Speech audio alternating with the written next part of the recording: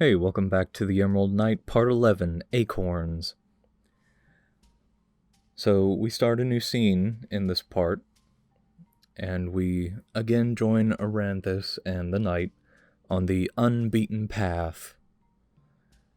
Not so much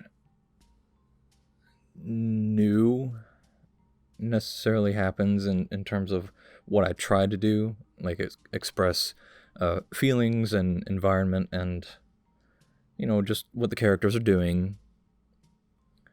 But I did want to mention in this part that how much research I'm doing for the Emerald Knight. I did mention in the first video that since it was fantasy, I only had to do enough research as I wanted to. And, turns out I kind of want to do a lot, because on top of not knowing a lot of this stuff, I want to know a lot of it because I want these characters to really thrive. So I've been watching a lot of videos from this YouTube channel called Modern History TV, and it's hosted by Jason Kingsley, OBE. I do like here that Aranthus expresses that she doesn't eat animals. That's something that I came up with the last second when I was picturing the knight handing her some meat. I thought it would be something interesting to play with here and later. Here now because of,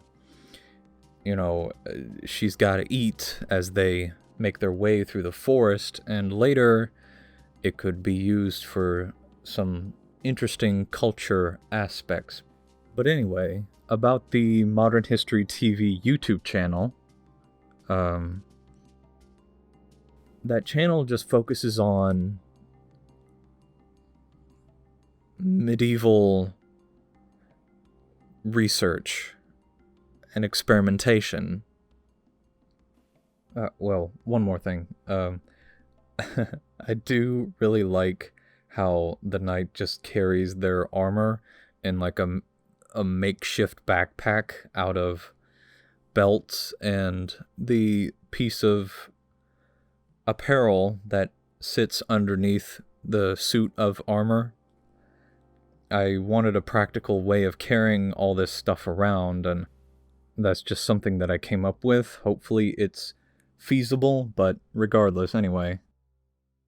The majority of those videos, of the Modern History TV videos, is taking medieval information we have about medieval times, especially to do about battle and the everyday life of people, and put them to the test. See how true this information that we have about medieval times is likely to be true or false.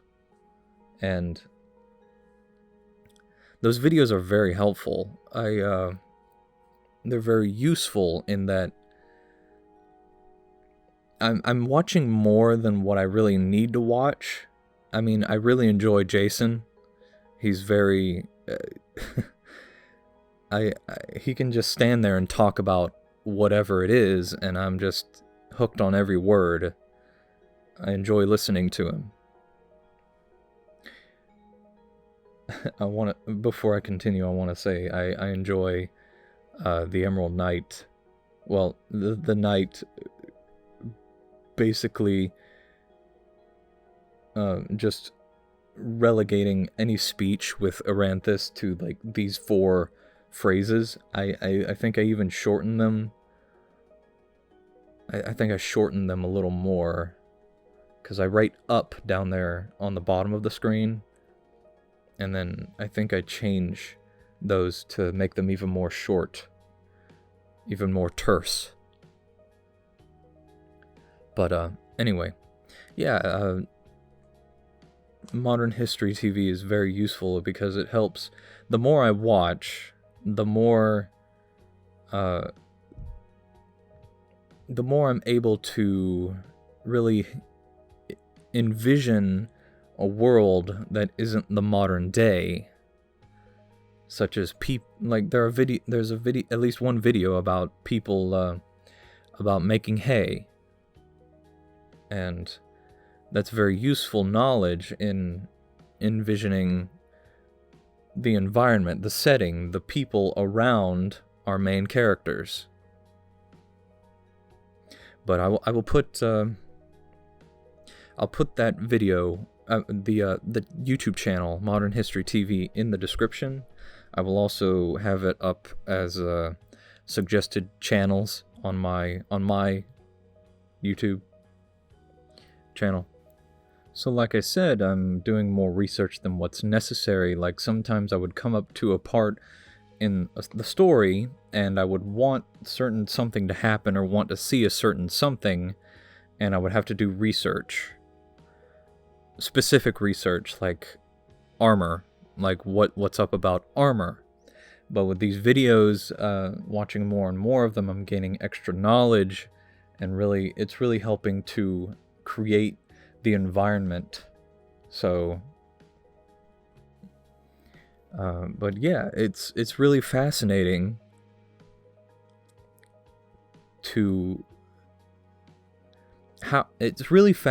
how suddenly certain subject matter that you wouldn't have necessarily been interested in the first place suddenly becomes really interesting when you write about a character or draw a character. Just create characters that have something to do with that subject matter, and you just want to take in as much as you can so that they can thrive. I just find that really fascinating.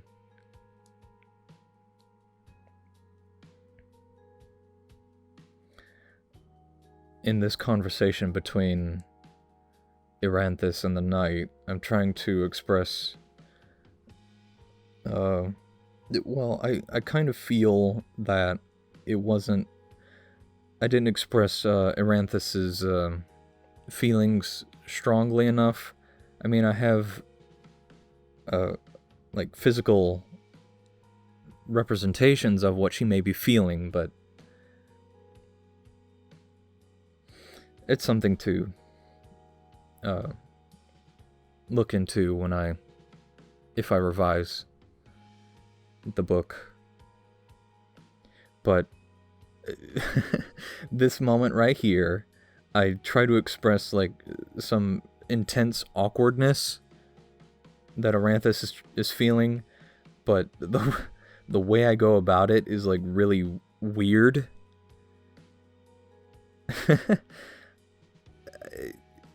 I was really trying hard to think of something, but it ended up I ended up making it too complicated.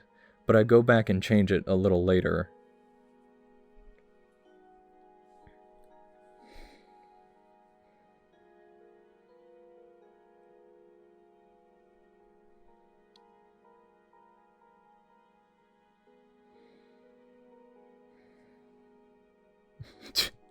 Big green horse.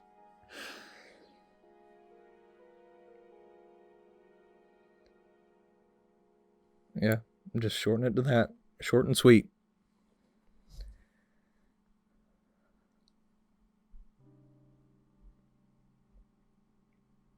There's a quote coming up from the knight that comes off as very short and angry, and I wanted to I changed the quote mainly because I feel like it was a little too quick to anger, that the knight was a little too quick to anger. I want to try and avoid one-dimensionality, so to speak. I don't want them to just be brooding and angry all the time. Big, tough, brooding, angry, and that's it. But, of course, we'll see how that develops as the story progresses.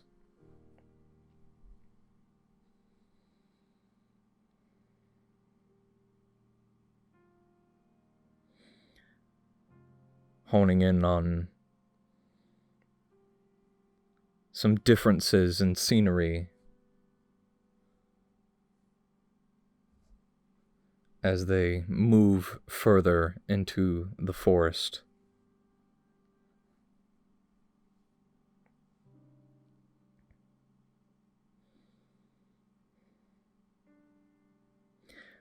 This, maybe it was right here.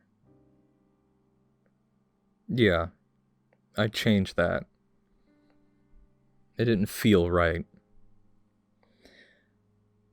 But as I change this, a little bit more of a conversation develops, and I make a syntax, grammatical error. What Aranthis should have said in response to "Is it not enough that you are alive?" she should have said, "Is it too much that I should know why?" And I changed that later. I didn't record it, but I do change it.